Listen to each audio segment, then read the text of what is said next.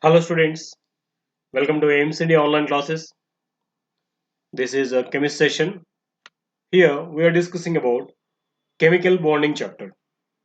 In this session we are going to see about coordinate covalent bond or dative bond. It's one of the type of covalent bonds we are going to see here. Before this, let us see the characteristics of covalent compounds. In the earlier sessions we have discussed about what are covalent bonds, how they are formed, what are the different kinds of covalent compounds, what are different kinds of covalent bonds we have discussed. Now we are going to see about characteristics of covalent compounds. First among them is physical state. Under the normal conditions of temperature and pressure, these covalent compounds exist as either gases or liquids of low boiling points. This is due to the fact that very weak force of attractions existing between the discrete molecules. So because of the less attractions between the molecules, these covalent compounds are mostly existing as either gases or liquids at the lower boiling points. Some exist as soft solids. Some of the covalent compounds exist as soft solids if their molecular masses are high. For example, sulfur, phosphorus, iodine. These covalent substances exist as soft solids, but most of them are either gases or liquids with low boiling points. Okay. Next property or characteristic is melting and boiling points of these covalent compounds. With the exception of a few which have giant three-dimensional structures like diamond, carborundum, which is also called silicon carbide, and more silica, which is called silicon dioxide. So these are covalent compounds only, but they have three-dimensional giant structures. So that is why they have high melting and boiling points, even though they are covalent compounds. But except these kind of compounds, other covalent compounds are having relatively low melting and boiling points. This is due to the presence of weak attractive forces between the molecules. So between the molecules of these covalent substances, there are existing weak attractive forces. Because of these weak attractive forces, they have low melting and boiling points. Most of the covalent compounds have low melting and boiling points. But very few compounds such as diamond and carborundum, silica, these substances, they have giant structures. Molecules are clubbed together. They join together to form a giant structures. So to separate these giant structures, they need high temperatures, and hence they have high melting and boiling points. But like this, very few are existing among covalent compounds. Mostly they have low melting and boiling points only. Okay. One other property is crystalline structure. The covalent substances are composed of neutral individual molecules with a weak force between them. Thus, covalent molecules are not closely packed. So they won't exist in the crystalline form. Mostly the covalent compounds you can say they exist in the amorphous forms. However, diamond, silicon carbide, as we told, silicon carbide, silica, aluminum nitride, which are having giant molecular structures. There, so many molecules club together to form giant molecules. So, such compounds, they are having very hard structures and possess high melting points because of the network structures. So these substances, they form giant molecules. So many molecules, they combine together to form giant structures. Because of these high network structures, they have high melting points. Except these, what we told here, examples like diamond, silicon carbide, silica, and even aluminum nitride, which are having giant structures. Except these, most of the covalent compounds, they're having weak forces between the molecules of those. So because of weak forces, they won't be joined together, and hence they will be having lower melting and boiling points, and they do not have crystalline structure. These substances are having Crystalline structure. With silicon means we know sand. It is made up of silicon dioxide. Even though it is a covalent compound, because of giant structure, it is having crystalline structure. Even diamond also. It is purely made up of carbon atoms as we know. Only carbon atoms existing in that. But they exist in the large quantity. They form huge molecules. Crystalline structure they exist. But the remaining covalent compounds, in between their molecule they have weak force of attractions and hence they do not form any crystalline structures. Mostly covalent compounds exist in the amorphous form. Okay, let us see another property. Molecular reactions. Covalent substances they undergo molecular reactions. Means instead of ions in the covalent substances, molecules they participate in the chemical reactions. So during these molecular, that's why covalent reactions are called molecular reactions. So during these molecular reactions, bond breaking and bond making takes place, because when two or more kinds of molecules they combine, first the atoms present in those molecules will be separated. That needs bond breaking, and these atoms rejoin together to form new molecules. Their bond making is occurring. So thus in the covalent reactions, bond breakings and bond makings occur. Bond breaking and bond making takes place. So these reactions are generally, that is why, slow and rarely proceed to completion. So because of this reason, bond breaking is to be done and bond making also be to be done. That's why these reactions or covalent molecular reactions will be generally very slow, and they come to completion very rarely. They'll be slowly proceeding continuously. That's why, hence, certain catalysts, certain chemicals are used for making these reactions speed up. So, catalysts are used to speed up these reactions. What is catalyst here? The chemical substance which makes the reaction speed up, but it won't be involved in the reaction. The chemical substance which increases the rate of the reaction, speed of the reaction without participating in the reaction is called, the chemical substance is called catalyst. Okay, for speeding up these molecular reactions or covalent reactions, certain catalysts are used, because these covalent reactions are very slow. Next, conductivity, electrical conductivity of these covalent substances. In general, covalent substances are bad conductors of electricity, but there are certain exceptions here also. Substances like which are having polar character.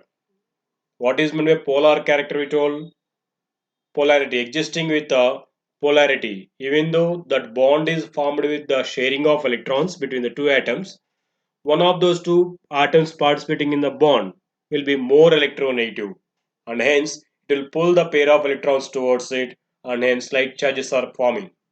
Such kind of molecules are called polar molecules. Example, hydrogen chloride. So the substances which are having polar character like hydrogen chloride, in their solution form, can conduct electricity, because these polar covalent molecules on dissolving into water, they split into respective ions. If you see hydrogen chloride, it is actually a covalent molecule, but it has polar character because of difference in the electronegativities of two participating atoms. So because of this polar character, on dissolving into water, it splits into H plus and Cl minus ions. So because of the existence of these ions, they can conduct electricity. Okay. But covalent solids having giant molecular structures are bad conductors. For example, if you take diamond, it is a covalent giant structural molecule. If it is even it is taken the solution form, if it is dissolved into water, it won't dissolve into water, and hence they conduct no current. That we call these giant structures are bad conductors of electricity. One more giant structure is there, but it can conduct electricity among covalent compounds. That is graphite. The graphite can conduct electricity since electrons can pass from one layer to another layer. Graphite is also made up of giant structures of carbon, but it exists in the form of layers. Out of these layers, there will be certain free electrons in the carbon atoms.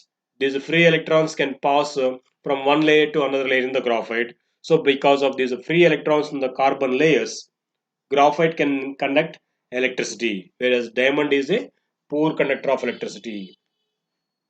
Okay, so mostly covalent compounds are bad conductors of electricity or poor conductors of electricity, but certain covalent compounds are there with polar character like HCl.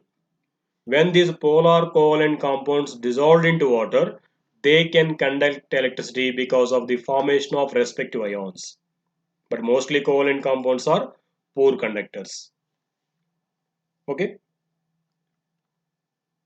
Next, solubility of these covalent compounds. In general, covalent substances are insoluble in polar solvents like water, but soluble in non-polar solvents like benzene, carbon tetrachloride, and ether, etc. These all are non-polar solvents. They do not have any polarity in their molecules. Such substances are called non-polar substances, and these are used as solvents, and hence they are called non-polar solvents. As covalent compounds are generally non-polar, they do not dissolve into polar solvents like water. But of course, few they dissolve because of polarity. This is based on the principle that like dissolves like. Some of the covalent compounds like alcohol, amines, they dissolve in water due to hydrogen bonding. Okay, here we told this solubility based upon the principle that is like dissolves like. Means polar substances they dissolve into polar solvents. For example, hydrogen chloride is a polar covalent compound. It dissolves into polar solvent like water, and non-polar substances they dissolve into non-polar solvents like benzene. So mostly covalent compounds will be non-polar. That's why they dissolve into non-polar solvents like benzene, carbon tetrachloride, etc. Okay, that means that is a principle which is explained in this. Like dissolves like. Polar substances dissolve into polar solvents. Non-polar substances dissolve into non-polar solvents. And one more exception here. Some of the covalent compounds like alcohol, amines dissolve in water due to hydrogen bonding. Even so, they exist with a certain hydrogen bonding. This is one of the special bonding. The attraction between the hydrogen atoms of one molecule and electronegative atom of another molecule is called hydrogen bonding. Because of these attractions, certain covalent compounds like alcohol, amines, and sugars they dissolve into water. This dissolution is because of hydrogen bonding. Okay, we are going to learn about this hydrogen bonding in detail in further classes. Just we can say here the attraction between the hydrogen atom of one molecule and the electronegative atom of another molecule.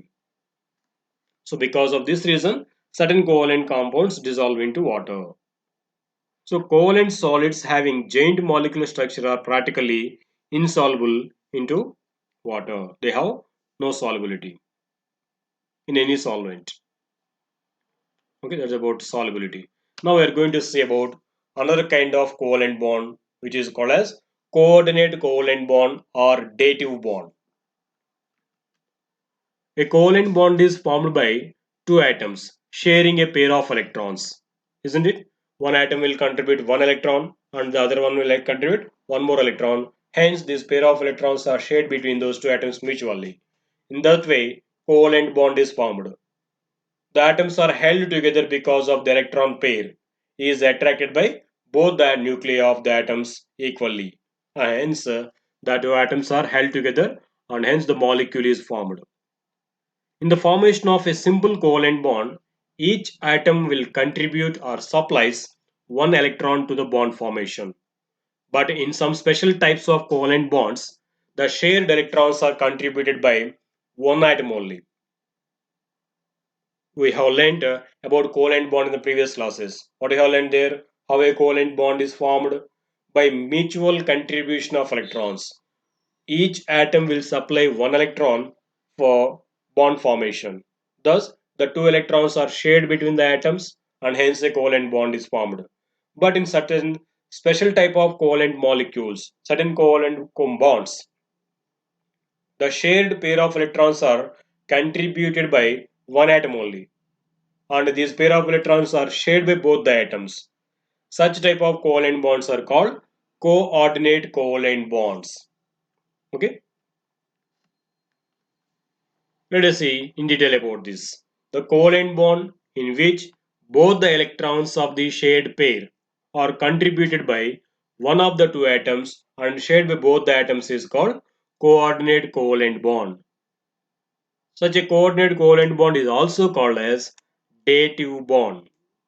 Okay, a coordinate or a dative bond is established between two such atoms, one of which has a complete octet and possess a lone pair of electrons, while the other is short of a pair of electrons to get octet. So between such kind of two atoms, a coordinate covalent bond can be formed. What are the two types of atoms? One should be having complete octet, and that should have a lone pair of electrons, at least one on its valence shell, and the other atom should have short of a pair of electrons to get the octet. Then if these two atoms, if they combine, then a coordinate covalent bond is formed. Representing a coordinate covalent bond. In simple diagrams, a coordinate covalent bond is shown by an arrow mark.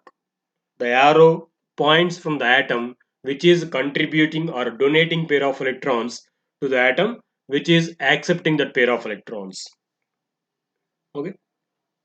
The atom which contributes or which donates the pair of electrons for the formation of covalent bond is called donor, while the atom which is accepting this pair of electrons is called acceptor. Okay, a coordinate covalent is bond formed between a donor and acceptor. Here we have to understand we have to note one point, that is coordinate covalent bond once after the formation is indistinguishable from the covalent bond. Before forming itself, it is before forming only it is different from the normal covalent bond. What we are telling the difference? Normal covalent bond is formed by the mutual sharing of electrons, in which each atom will contribute one electron for the sharing. Such a bond is called normal covalent bond.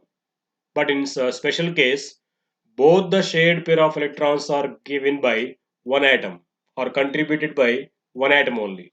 That pair of electrons are shared by both the atoms. So, in such a way, coordinate covalent bond is a little different from the covalent bond in the formation. But once after the bond formation, it is not at all different from the covalent bond. It is also considered as a covalent only. It is indistinguishable from the covalent bond. Okay. Now let us see some examples here which are having covalent bond. Let us see first the formation of sulfur dioxide molecule. We know sulfur has 6 electrons in its valence shell because its atomic number is 16, and its configuration, if you write, we get it as 2, 8, 6. So it has 6 valence electrons. In the formation of sulfur dioxide molecule, sulfur bonds with one of the two oxygen atoms by sharing two pairs of electrons, such that it remains with two lone pairs of electrons. See here in the sulfur dioxide molecule, first sulfur atom bonded with one of the two oxygen atoms, the two covalent bonds. So by sharing two pairs of electrons, it formed here two covalent bonds with one of the two oxygen atoms, and it is remained with the two lone pairs of electrons. Isn't it? Now it forms a coordinate covalent bond with another oxygen atom by contributing a pair of electrons for sharing. See here, after the bond form two covalent bonds with the oxygen atom, this oxygen is getting already 6 electrons are there. After the sharing these 2 electrons, it is getting 8 electrons. So it is getting octet configuration. At the same way, if you see this sulfur, already there are 6 electrons in the valence shell. It is shared 2 more electrons from this oxygen. So this got now octet configuration. So it is with the octet configuration, and it has two lone pairs of electrons on its valence shell. And this, if you observe this oxygen, which is not participated in the bonding, it is having vacancy for two more electrons in its outermost shell to become stable with the octet. Now, when these two approach, this sulfur will contribute this pair of electrons for this oxygen for sharing. Now, this pair of electrons shared by this oxygen, and hence it is getting octet. And the sulfur is getting no more electrons, no more extra electrons. So it is being with the octet. Just it is contributing its pair of electrons for this sharing. Okay.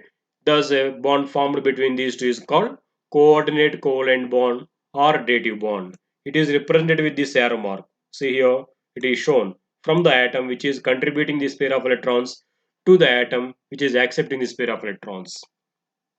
Once after the bond formation here, it is no different from covalent bond. Okay. Next, let us see one more example. Reaction between ammonia and boron trifluoride. Although the nitrogen atom has completed its octet in the ammonia, it still has a lone pair of electrons in the valence shell, which can be donated. See here, this is ammonia molecule. Even after the bond formation with the three hydrogen atoms, it is getting octet. Even after getting octet also, it has a lone pair of electrons, which can be contributed to some other atom. Isn't it? If we see in the other case, boron trifluoride molecule. In this, boron atom is ready to accept a pair of electrons still, because even after the bond, three covalent bonds formation with the three fluorine atoms, it has deficiency of two more electrons for getting octet. So the boron atom in boron trifluoride is short of two electrons, which can accept two electrons to complete its octet. So when you club these two molecules, when these two molecules are combined together, nitrogen will donate this pair of electrons to boron, and hence a coordinate covalent bond is formed between these two. Now this is called coordinate covalent bond or coordinate covalent compound. We can say this is ammonia boron trifluoride. Ammonium boron trifluoride is formed by the coordinate covalent bond between nitrogen and boron. In this, donor is ammonium molecule, acceptor is boron trifluoride molecule. Okay. So some other examples for the molecules which are having coordinate covalent bonds. They are ammonium ion, NH4 plus, it is called ammonium ion, and water hydronium ion, H3O plus, it is called hydronium ion, and ozone molecule, sulfur trioxide, etc. These all contain dative bond in them. If you see example ammonia, ammonium ion, NH4 plus. In this, if you see ammonia, just now we have seen in this formation NH3 ammonia molecule. It has octet configuration for the nitrogen, and there is a lone pair of electrons on the nitrogen atom. And if you see H plus ion, how many electrons will be in the H plus ion? Actually, if you say hydrogen, it has one electron. If we say H plus ion, it has no electrons. Only one electron is present on the, no electrons on its valence shell. It has a deficiency of two electrons for getting duplet configuration. Now, when these two approach each other, nitrogen will donate this pair of electrons to hydronium H plus ion, so that they form a coordinate covalent bond between them. Thus, NH4 plus is formed.